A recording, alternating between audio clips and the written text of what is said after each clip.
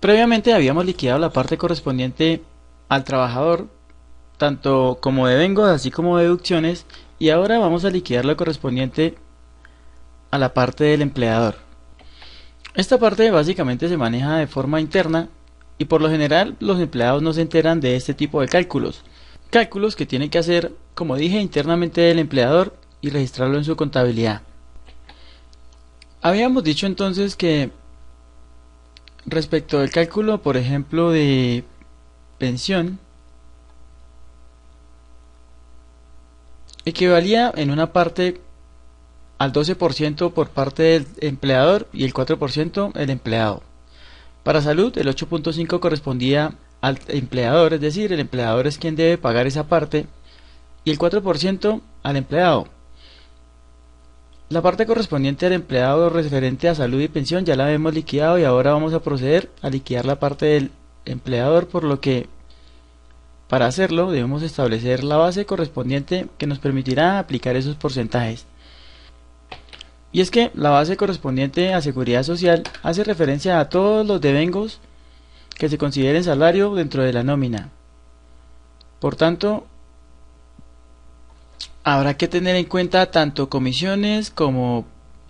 salario, así como también horas extras, recargos nocturnos, entre todos los salarios y demás conceptos que se puedan considerar como tal, los cuales integrarán la base para el cálculo correspondiente de seguridad social. Por esa razón, en este caso me podría servir la misma base de seguridad social que habíamos trabajado anteriormente. Por ello voy a seleccionar el valor para cada uno de los empleados y voy a arrastrar la fórmula. Vemos cómo Excel nos trae los valores para cada uno de los trabajadores. Y con esto establecido voy a multiplicar esa base para salud por un porcentaje igual al 8,5 que corresponde al empleador. Voy a arrastrar esa fórmula y de esta manera obtenemos el aporte correspondiente a salud para cada uno de los empleados. Quiero anotar algo respecto de salud, también respecto de el cálculo correspondiente a parafiscales en lo que tiene que ver con SENA e ICBF, y es que cuando la empresa nuestra es declarante de CRE,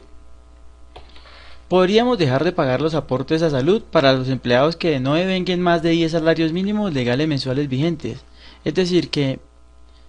si uno de mis empleados devenga menos de 10 por 644.350, 6.443.500, podré deducir ese aporte de mi nómina, es decir, no lo pagaría. En este caso podría deducir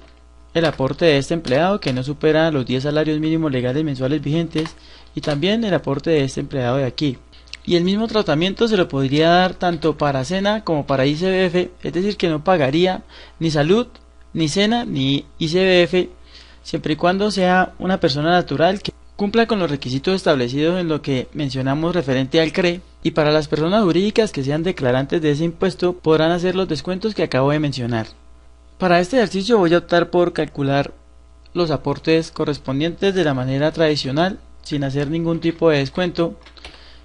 e internamente ustedes deberán verificar si efectivamente son declarantes del CRE y si son personas naturales y cumplen con las condiciones del video en donde hablamos respecto de ese tema, y una vez aclaren esas dudas podrán deducir los aportes que acabo de mencionar. La pensión no es deducible de ninguna manera, por lo que voy a tomar la base correspondiente a seguridad social y voy a multiplicarla por la parte que le corresponde al empleador, es decir, en este caso un 12% para cada uno de los trabajadores. La base de ARL usualmente es la misma que para salud y pensión, por lo que voy a tomar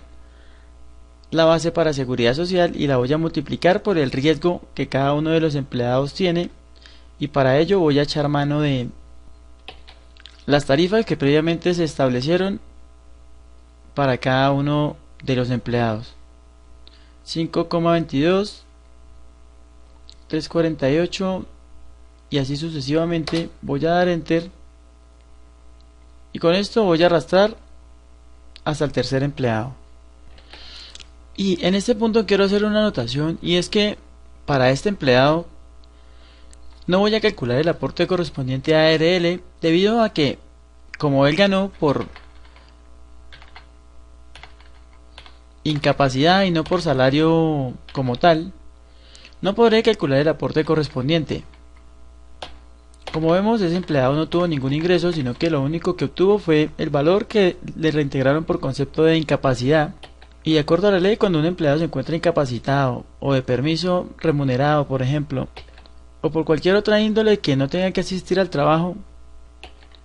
no se verá abocado a un riesgo laboral y por tanto no deberé liquidar el aporte correspondiente a riesgos laborales. Por esa razón tengo lo correspondiente a una base para seguridad social y otra para ARL, debido a que pueden diferir en algunos momentos específicos. Voy a realizar este mismo cálculo en esta celda de aquí y con esto ya tengo calculados los aportes para ARL. Ahora, respecto de prestaciones sociales, lo que vamos a hacer será establecer en primera instancia la base que me servirá para calcular cada uno de esos rubros, y por ello será claro considerar que para poder calcular estos conceptos debo tener en cuenta tanto todos los conceptos que se consideran como salario de acuerdo al artículo 127 del Código Laboral, y también deberé tener en cuenta el auxilio de transporte, por lo que en mi caso podría acomodarse la base que se relacione con el total de vengado de cada uno de los trabajadores, por lo que voy a seleccionar y voy a arrastrar sabiendo que en esta base ya se encuentra incluido el subsidio de transporte de cada uno de los trabajadores. Una vez establecido dicha base, voy a poder calcular la provisión para cada uno de estos rubros, y para cesantías lo que debo hacer será tomar la base por el 8,333% dividido en 100, arrastrando así la fórmula correspondiente. Para calcular los intereses sobre las cesantías tomaré el valor de las cesantías como tal y lo voy a multiplicar por 12, lo cual me arrojará el valor de la cesantía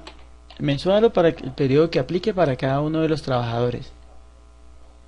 Respecto de la prima de servicios, básicamente es el mismo cálculo que hacemos con las cesantías, por lo que voy a tomar la base para prestaciones y la voy a multiplicar por el 8,333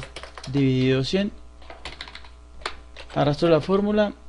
y ya tengo el cálculo correspondiente. Y por último, para poder calcular las vacaciones, habrá que tener en cuenta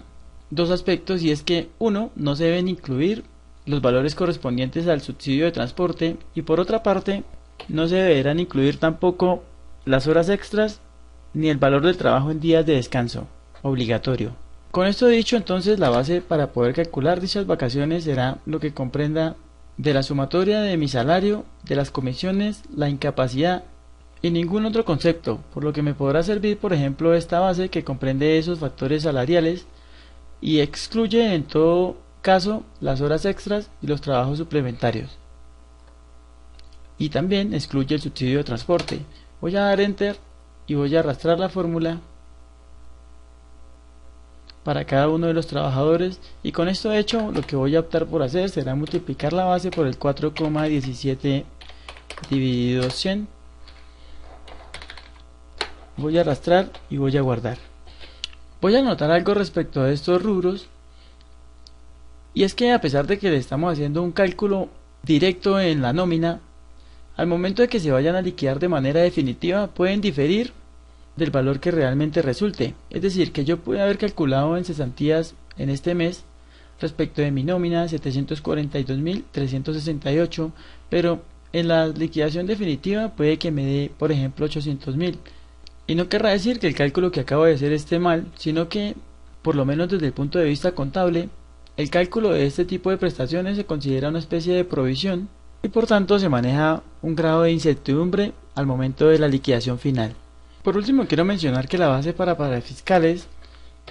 usualmente es muy idéntica a la base que se utiliza para el cálculo de la seguridad social, por ejemplo, o de las vacaciones. Es decir, que se toman todos los devengos del mes,